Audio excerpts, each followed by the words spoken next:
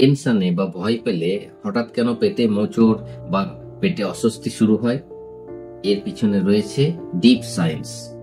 Doctor Davis, doctor Sonnenburg, doctor Mayer মতো গবেষকরা বলছেন, যখন আমরা ভয় বা টেনশন অনুভব করি তখন আমাদের শরীর ফাইট অর ফ্লাইট রেসপন্স শুরু করে দেয়, যার ফলে আমাদের শরীরের বেশিরভাগ ব্লাড এবং এনার্জি চলে যায় হার্টে, ফুসফুসে এবং হাত পায়ের পেশিতে।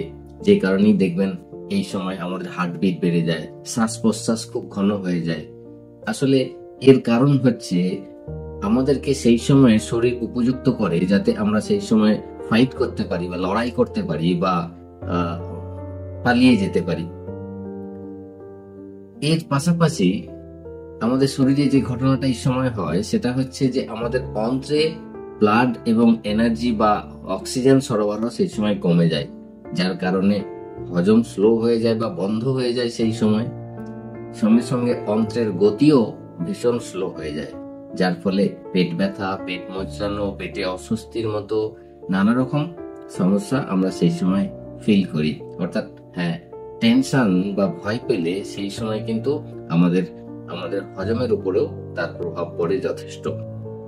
এইরকমই সব টিপস পেতে অবশ্যই ফলো করুন, বন্ধুদের সঙ্গে শেয়ার করুন। আসুন একসঙ্গে শিখি, সচেতন হই, আনন্দে থাকি।